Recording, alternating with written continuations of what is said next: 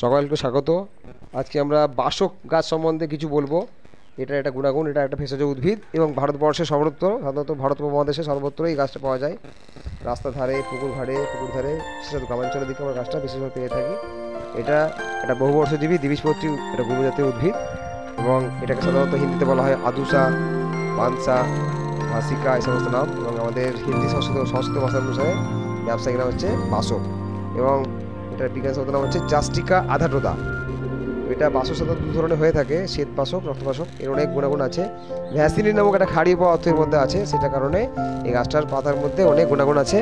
সমস্ত গাছটাই খুব উপকারী গাছ, এটা ঔষধি গাছ। কিন্তু সাধারণত আমরা ব্রঙ্কাইটিস রোগীদের ক্ষেত্রে, ওপিং কাশি, যাদের হাঁপানি আছে তাদের ক্ষেত্রে খুবই উপকারী। এটা যাদের শরীরের মধ্যে কৃমি আছে সেই সমস্ত রোগের ক্ষেত্রে এই গাছটা খুব উপকারী। সাধারণত আমরা গাছটা ডালটা নিয়েছি ভেজিটেটিভ রিপ্রোডাকশন, অর্থাৎ অঙ্গজ জনন পদ্ধতিতে গাছটা আমরা কেটেছি। একটা তিরছা কাট করে, অবলিক কাট করে নিয়ে সেটাকে আমরা মাটিতে বুনছি। সেটাকে টবের মধ্যে স্থাপন করলাম। 2-3 দিন পরে দেখা যাবে এর থেকে চারা গাছ বেরিয়েছে, তখন সেটাকে আমরা আবার বিশেষভাবে যত্ন নিয়ে এটাকে আমরা মাটির মধ্যে লাগানোর চেষ্টা করছি, যাতে করে আমরা প্রয়োজনীয় গাছটি থেকে পাতায় সংগ্রহ করে বিভিন্ন কাজে লাগাতে পারি। এমনকি যাদের গায়ে গন্ধ ছাড়ে, ঘামের গন্ধ, যাদের গায়ে ঘামের গন্ধ আছে, সেই ঘামের গন্ধ সহজে দূর করা যায়।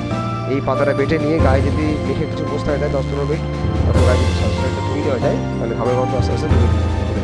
যাদের ব্যথা আছে, বাতের ব্যথা আছে, তাদের ক্ষেত্রে এটা খুবই উপকারী। এবং যদি জল বিশুদ্ধ করতে চাও